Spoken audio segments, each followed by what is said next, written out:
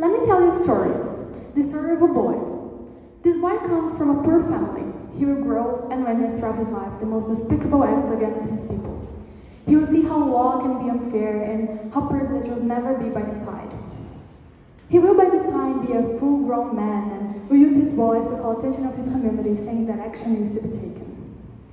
He will then become a leader and use his influence and the trust and faith of people to try to establish legal laws and regulations for his community.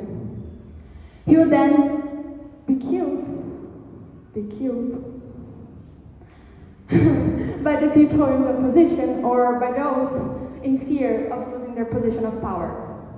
His death will become a symbol of resistance and a reference in the fight for a revolutionist topic of his lifetime.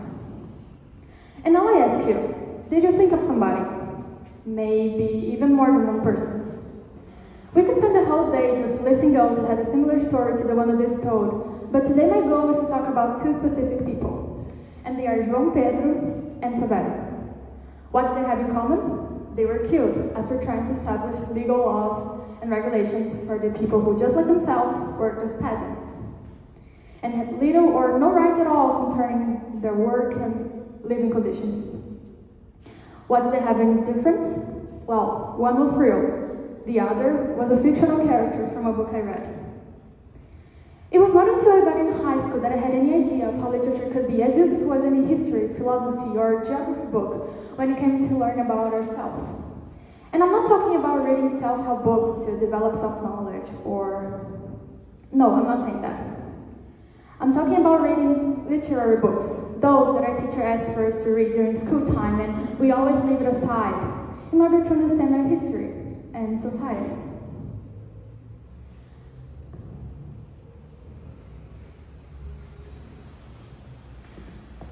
So, my first contact with a book like this was in the 8th grade, when I read 1984 from George Orwell. And at the same time I learned what a dystopian book was, and about the most diverse literary choices there were, such as imagery, tone, irony, metaphor. I also learned the story of a guy, Winston Smith, who is persecuted by his government after trying to turn against the maybe not even existent Big Brother. Later, I will be learning in my history classes about the most severe totalitarian governments, such as Stalin in the Soviet Union and the Nazi regime in Germany. So here I have literature on my side when it comes to learning about those topics that we normally just see during our history classes. Let's go to another example.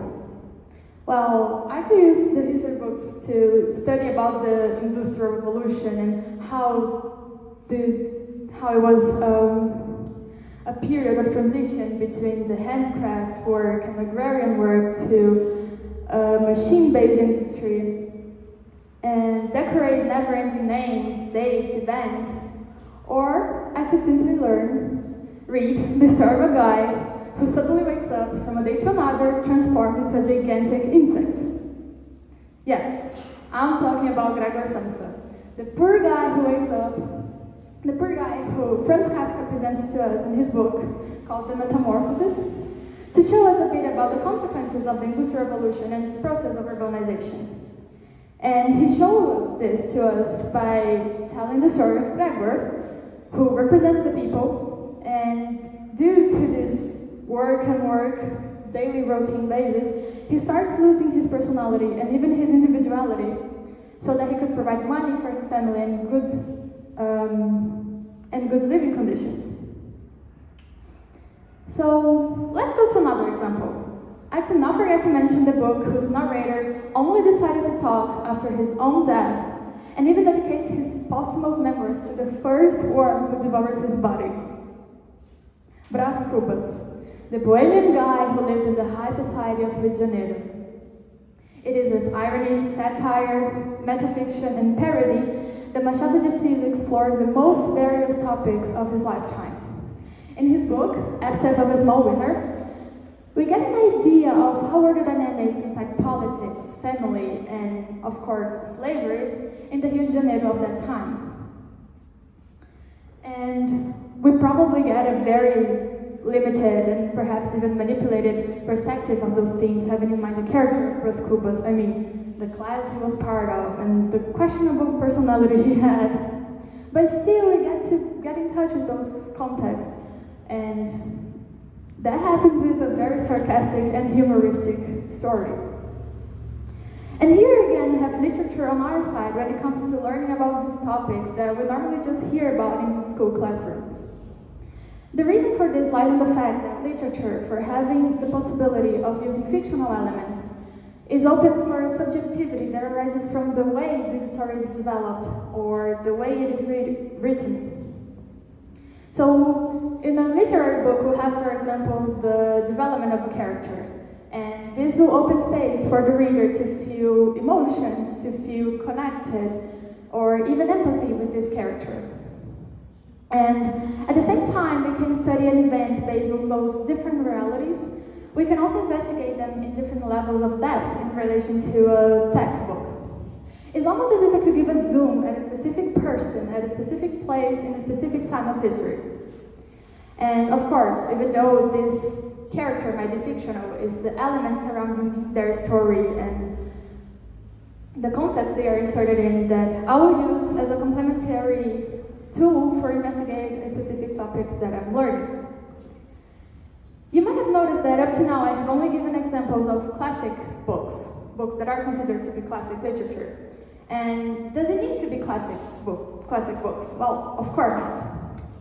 They will be, for sure, incredible starting points and will be much more easier to study and investigate those themes if you consider a classic a book that will always have something to say about the period it was written, as well as the period it is reread.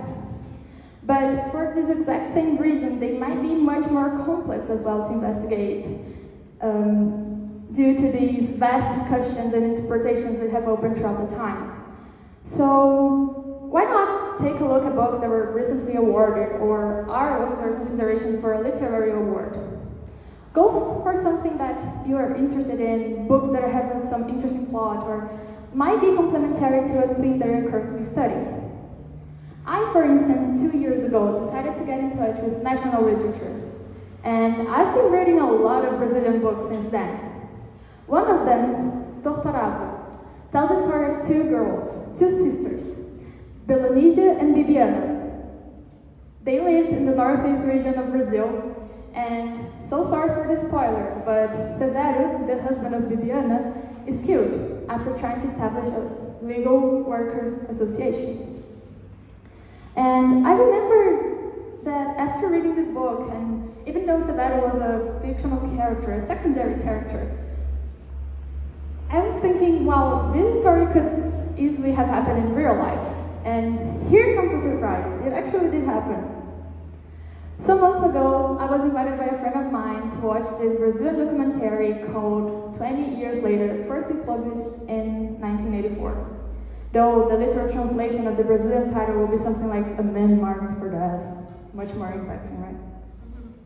And there I heard the story of João Pedro Teixeira, this guy who lived in Paraíba, the northeast state of Brazil. And he was also killed after trying to establish better living conditions, better work conditions for his people.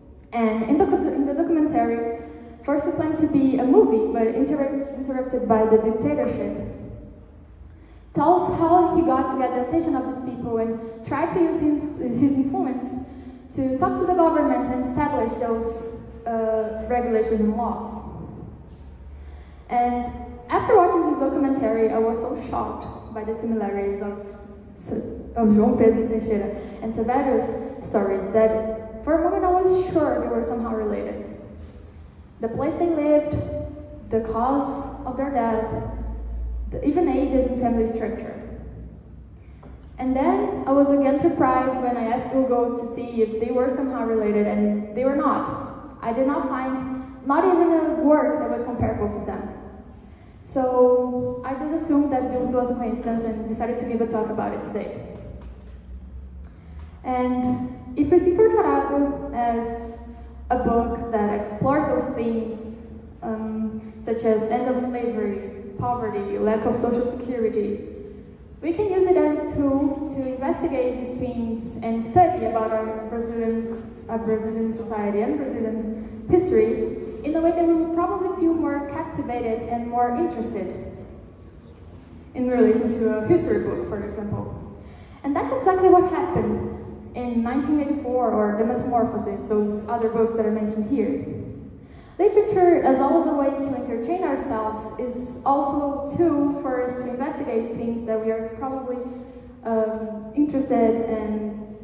Since I discovered that, I decided to use it not only to entertain myself from the busy routine of a teenage girl living in the big city in the end of high school, deciding what to do for university, but also to learn about my own culture, following, of course, my goal of reading national literature. So, for those who already left school, maybe it's time for you to give it a second chance for those books that your teacher asked for you to read during your school time, and you just read a resume on the internet for your literature class. And for those who are still in school, maybe you should give a chance next time when your teacher asks for you to read a book. You might be impressed by things you might learn and discover. Thank you.